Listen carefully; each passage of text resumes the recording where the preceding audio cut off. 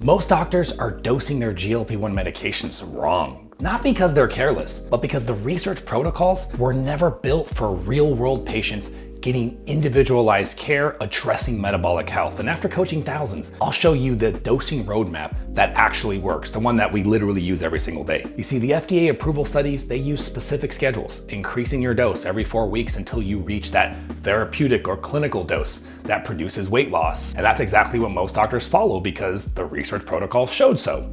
But here's what we're observing in actual clinical practice when you approach this with individualized care addressing metabolic health. Many patients in our program maintain results on 50 to 70% lower doses compared to standard protocols, though individual responses of course are going to vary. Better tolerance, fewer side effects, and an actual path towards medication independence. That means maintaining healthy weight on a microdose, more on that later. The literature tells one story, but clinical practice tells another. I'm Dr. Jones, DC, and I lead the coaching department for our nationwide telemedicine clinic. This passion of mine comes from my own 20-year weight loss struggle where I discovered that individualized approaches work very differently than standardized protocols. I work with medical practitioners helping people achieve lasting results through the lowest doses based on what we observe in real-world practice. In this video, I'm breaking down the complete individualized dosing roadmap, when to increase your doses, when to decrease it, and the medication reset protocol when you're stuck on higher doses, and finally how to transition to microdosing maintenance after hitting your goal weight. This is everything that we've learned from thousands of real-world patient experiences in our clinic. So let me explain what's actually happening with standard dosing protocols quickly, because this is the foundation which you're already familiar with so that everything else will make sense. Starter doses, 0.25 of semaglutide or 2.5 milligrams of tirzepatide. And every 4 weeks, like clockwork, they increase your dose, 0.5, 1, 1.7, 2.4. For semaglutide or 2.5, 5, 7.5, 10, 12.5, 15 for tirzepatide. This schedule comes directly from the clinical trials. It's designed to get everybody to what researchers determined was the dose that they found worked best. The patients lost weight. Now, diabetics are differently. We're talking about the weight loss studies. And look, I'm not saying the research is wrong. Those trials showed impressive weight loss results. But here's what they didn't account for. What happens when you actually individualize the approach based on each person's response? Because what we're observing in practice is different. When you automatically increase doses every 4 weeks, side effects escalate, nausea gets worse, fatigue sets in. Some people develop some severe GI issues. But the bigger problem is what's happening long term. You build tolerance, you hit the maximum dose, and then what? You're plateaued with nowhere left to go. You're stuck on 15 milligrams of tirzepatide or 2.4 milligrams of semaglutide, and your weight loss has completely stalled. And they'll tell you that's just how it is. Congratulations, you lost all the weight you're gonna lose, and now just maintain that. You can't even lose more weight. Most people here haven't lost the weight that they wanted to lose originally. And if they dare decrease their dose at this point, they rebound fast and rapidly. The data already shows that. This is why you have to maintain the dose. See, our approach is fundamentally different. We call it the low dosing strategy. And let me be very clear about what this actually is. You still start off at the starter dose, same as the standard protocol, but instead of automatically increasing every 4 weeks, you only increase when you actually need to. You stay at each dose as long as you possibly can while it's working, as long as you're controlling your food chatter and continuing to lose weight. Now, this is not microdosing yet. That's a different phase that comes much later. The low dosing strategy is what you use during active weight loss phase when you're trying the lowest dose that actually gives you enough appetite control to execute the lifestyle strategies. The clean eating, the therapeutic fasting, the resistance training, but you're not trying to eliminate all of your hunger. You're not chasing zero food chatter. I know that sounds enticing, but that's not good for you. You want some challenge. You want to build some mental toughness. And here's why this matters. Patients who start our program from the very beginning of their GLP-1 journey, they implement this careful balance from day number 1. They often maintain results on significantly lower doses than the standard protocols. And while others might follow a path towards 15 milligrams of tirzepatide, we're commonly seeing patients achieve their goals at 5 to 7.5 grams of tirzepatide or 1 to 2 milligrams of semaglutide when lifestyle optimization is prioritized alongside the medication. Better tolerance, fewer side effects. And here's the critical part. They're building the skills that they need for long-term maintenance, because when the medication is doing all of the work, when it's completely suppressing your appetite, you're not learning anything. You're not developing the mental discipline to say no to cravings. You're not practicing portion control. You're not making conscious food choices. The medication is just making those decisions for you. You might be wondering, what about microdosing maintenance? That's a different phase, and that comes after you reach your goal. Don't worry, we're gonna get to that, but you gotta understand this first. That's when you've actually fixed your metabolic health through the lifestyle interventions. And we're gonna get into the full details of that in part 4.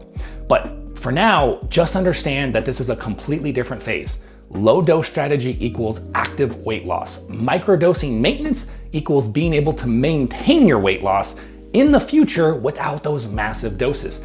Two distinct things for two distinct phases of your journey. Now, if this approach is making you think about your own dosing situation and whether or not you're on the right path, we offer free discovery calls where our patient advocates can actually address your specific needs and create a personalized protocol based off what we've learned in real practice. I'll leave a link for you in the description, or you can text the number on the screen if you want to explore that.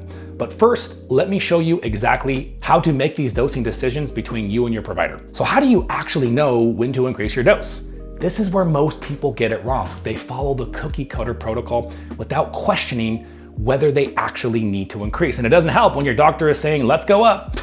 The answer starts with a different approach. First, do give it at least a minimum of 4 weeks to assess if it's properly working. Why 4 weeks? Well, in our clinical experience, that's how long it takes to assess both tolerance and efficiency. So they did get that part right in the trials, in my opinion. Your body needs time to respond to each dose level. Side effects that seem severe in week 1 often diminish by week 3 or 4, and weight loss patterns become clear over a full assessment period, not just a couple days or a week or 2. Here's what most people don't understand about GLP-1 receptors. They respond to gentle activation. You don't need to hammer them with high doses to get a response. So think of it like a stereo system. If your speakers are poor quality, that's like having insulin resistance and no lifestyle optimization. You need to crank that volume all the way up just to hear anything. But if you upgrade your speakers with better nutrition, therapeutic fasting, and resistance training, suddenly you can hear the music, much lower volume in the speakers. The medication dose is the volume knob, but the lifestyle strategies are what make your system more sensitive. Let me give you an example from our clinic. One of our patients came to us after her previous providers had escalated her semaglutide to 2 milligrams. She was experiencing severe GI issues. She couldn't function at work, but here's the key. She wasn't doing proper metabolic health lifestyle optimization. She was just taking the medication, she increased her protein, she added some cardio, and she hoped that that was gonna work. Working with our medical team, we brought her back down to 0.5 milligrams and implemented our complete protocol, weekly therapeutic fasting, cleaned up her nutrition. She started resistance training, real solid weight training. What we observed was significant weight loss at a much lower dose because now her body was actually responding to the medication signal. The lifestyle work made her receptors more sensitive, and in our clinical experience, that's the pattern that we're seeing over and over and over. Lower doses work when you improve the underlying metabolic health. So after you've given a dose 4 weeks, what are you actually assessing? The primary indicator is food chatter control. And I need to be very specific about what struggling with food chatter actually means. It's not just feeling hungry. Hunger is normal and healthy. Food chatter is different. It's when you can't stick to a clean diet, when you can't execute therapeutic fasting consistently, when managing your nutrition requires too much mental effort, not just some effort, exhausting and overwhelming. And here's the critical distinction: appetite control versus appetite suppression. These are not the same thing. Appetite control means the medication supports your ability to make good choices. You still have hunger, you still have some food thoughts, but you're in control. You get to say no to cravings. You can stick to your meal plan. You can fast when it's appropriate. Appetite suppression, that's when the medication is making the final decision for you. Zero food thoughts. You have to force yourself to eat sometimes in severe cases, and I see a lot of people chase this. It sounds awesome. I get it. I've tried this myself. They want that feeling where food doesn't even cross their mind. But in our clinical experience, if you have zero hunger and you need to force yourself to eat, that's often a sign that you're dosed higher than necessary for long-term success, and you're gonna end up starving yourself. And if this distinction between appetite control and suppression is clicking for you right now, hit that subscribe button, because we put out 2 videos per week where we do a deep dive into GLP-1 optimization strategies just like this, real clinical observations that help you navigate your journey. Plus, it really helps out the channel, so go ahead and click that now. Now, let me show you why this balance matters so much. Because your mind is like a muscle. It needs a challenge to grow stronger. If the medication eliminates all struggle, you're not building the mental toughness that you're going to need for long-term maintenance. You're not practicing saying no to cravings. You're not developing portion control skills. And when you eventually taper off or reduce your medication, you don't have those skills needed to survive. It's like ripping the training wheels off and you still don't know how to ride the bike. That's why so many people regain their weight back. And here's where it gets nuanced. This is the part where most doctors miss. The relationship between medication and lifestyle isn't sequential. They work together. A lot of people think it works like this. Just take the medication, it'll do all the work. The shot handles everything, so no need to change your diet or start exercising. But here's the reality. The medication alone won't fix your metabolic health. You'll lose weight initially, but without the lifestyle work, you'll plateau. You'll need higher and higher doses in most cases. Some of you get lucky. And eventually you regain that weight when you stop the medication. That's the trap that most of you are falling into. Some of you are in that right now. Drop me in the comments. Are you in that trap? What does it feel like and what solution did they give you? The medication gives you a chance to implement lifestyle changes. When your food chatter is controlled enough, you can meal prep on Sundays, you can stick to your therapeutic fasting schedule, you can go to the gym instead of obsessing about food constantly. The medication creates a mental space that you need so that you can build new habits.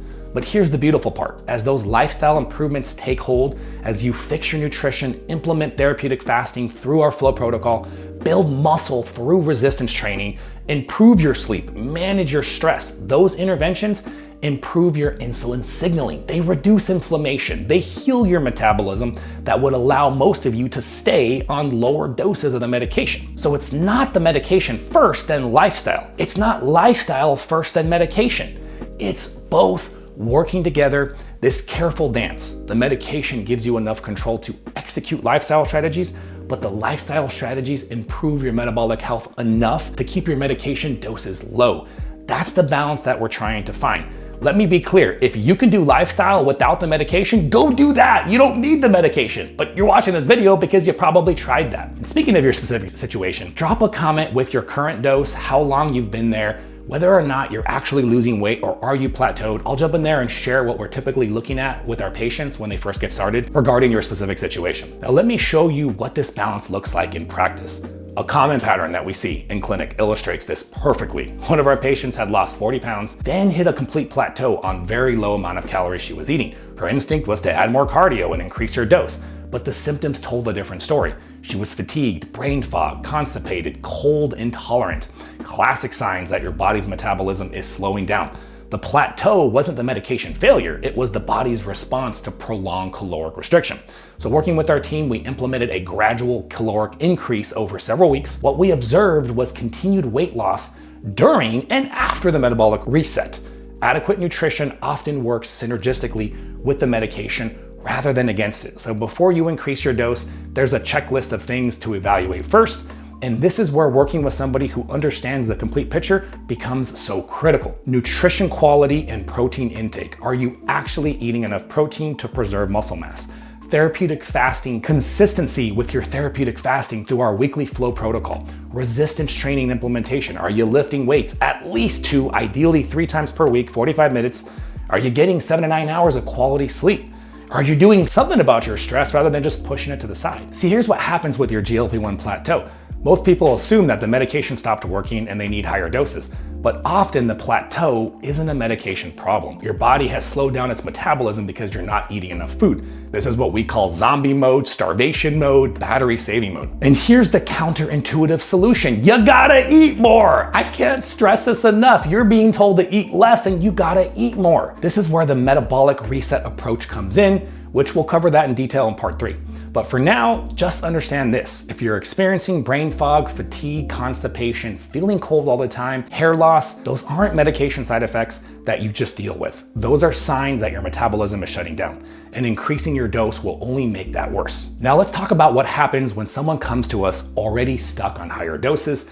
This is becoming more and more common. People who've been following standard protocols with other providers, and now they're maxed out or close to maxed out with nowhere to go. And they still have weight to lose, by the way, and they feel like crap. Here's the specific criteria.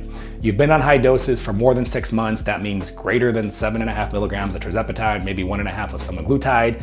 and you're either completely plateaued, experiencing severe side effects, or the medication just isn't working like it used to. This is where the medication reset approach that we use in our clinic becomes so relevant. Now understand that you must do this under medical supervision.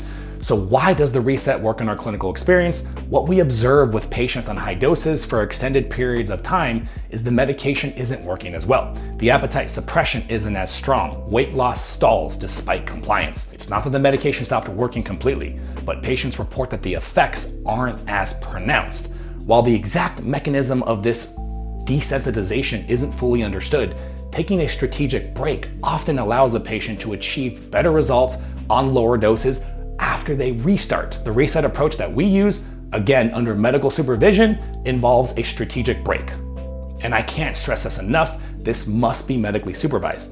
Patients slowly taper down gradually over 3 weeks. So if someone's at 15 milligrams of tirzepatide, we might guide them down to 10 for a week, then 5, then 2.5, then 0. Typically, we want them off the medication for about 3 weeks. What we observe in our clinic is that patients often achieve better results on lower doses after restarting and implementing the low dose strategy that we talked about in part 2. While research on this exact protocol is still emerging, our clinical experience is showing promising outcomes. One patient's experience illustrates what we see often in our practice.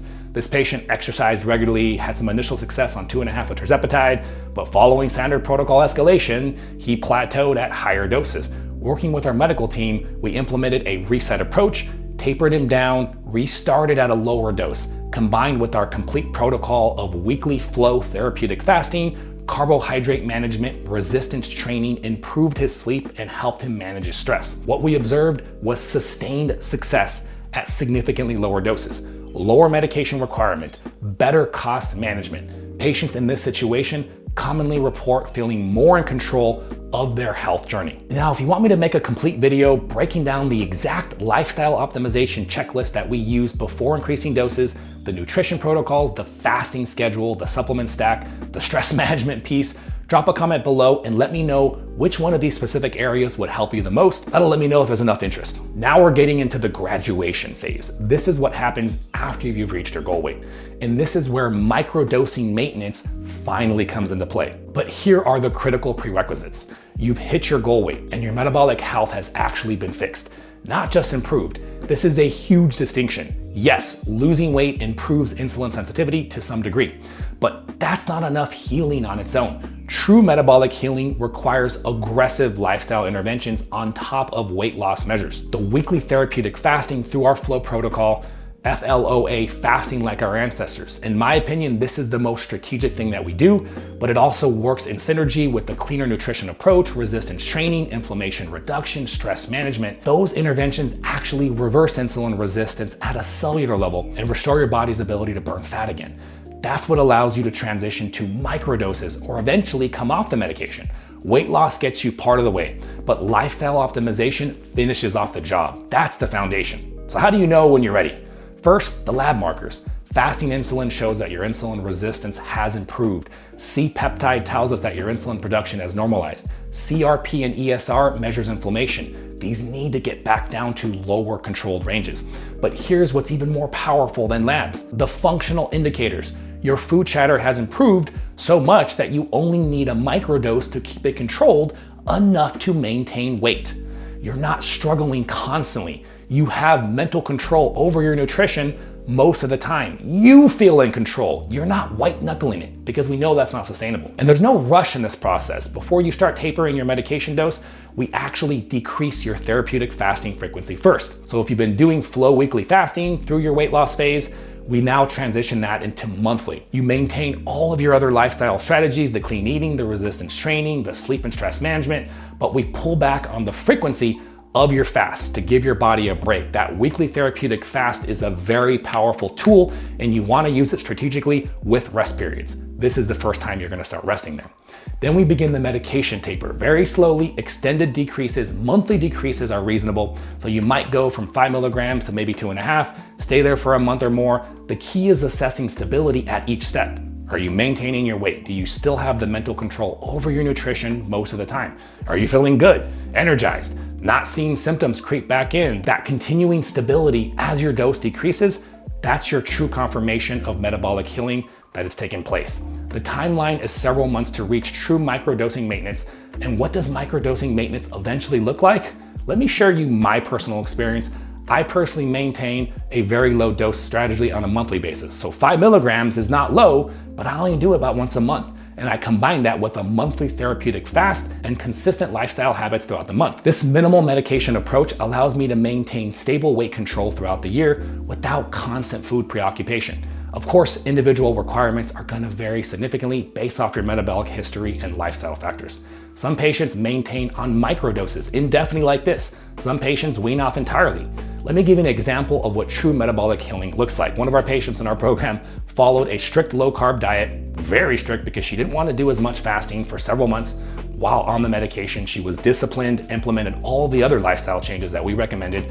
And once she transitioned to maintenance with her lab markers showing improved metabolic health, she gradually reintroduced carbohydrates, including pasta. And what we observed was sustained weight stability over an extended period. Now, I always recommend when you start reintroducing carbs that you do it on your weight training days. There's a better response when you lift weights before eating carbs. Fixing her insulin resistance first through the intensive weight loss phase is what allowed her body to handle a wider variety of foods, including carbohydrates. That's the freedom that you get when you actually address the root cause instead of just managing your symptoms with medication. Both outcomes are successful. Maintaining on a microdose like I do or achieving greater dietary flexibility. It depends on your individual metabolic situation, your genetics, how much damage was there to begin with. And by the way, should I create a video showing you the complete medication reset approach that we use with our patients who are stuck on higher doses, walking you through the entire taper schedule and what to expect in each week, how to restart successfully? Let me know in the comments if that would be helpful to you. Now, here's why most doctors don't do this. Standard medical practice keeps patients on the medication indefinitely at moderate to high doses. This is the narrative, guys. Obesity is a chronic, irreversible disease. And I think that's bullshit. I think obesity is chronic. It is very detrimental. It is a very aggressive thing, and we understand that now. But it's not irreversible. Guess what? The moment that you accept it's irreversible, it becomes irreversible. But for you to put that in front of your space before you've even given it a shot with an actual system that works with real clinical backing, it's gonna be your decision. And I encourage you to challenge yourself and realize that maybe what you've been told about your disease isn't true. The difference maker is that you need providers who understand that you're not just managing medication, you're addressing insulin resistance, you're healing inflammation, you're restoring your body's ability to burn fat naturally. That requires a completely different approach than conventional medication management. That's what separates our clinic from standard practice. I know this might be a lot to implement on your own, the individual dosing decisions, knowing when to increase versus optimizing lifestyle, understanding if you need a medication reset, transitioning to microdosing. This requires guidance from providers who understand the complete picture. If you want, our patient advocates can assess your specific situation and create a personalized protocol based on what we've learned in our practice, give you an idea and a framework of what it would be like to work with me or my team. I'll leave a link in the description where you can book that call, or you can text the number on the screen, and we'll review exactly what it looks like for you for long-term maintenance. Otherwise, check out this video right there where I break down the exact 10 biggest food mistakes that people are currently making on their GLP-1 journey. We'll see you guys later.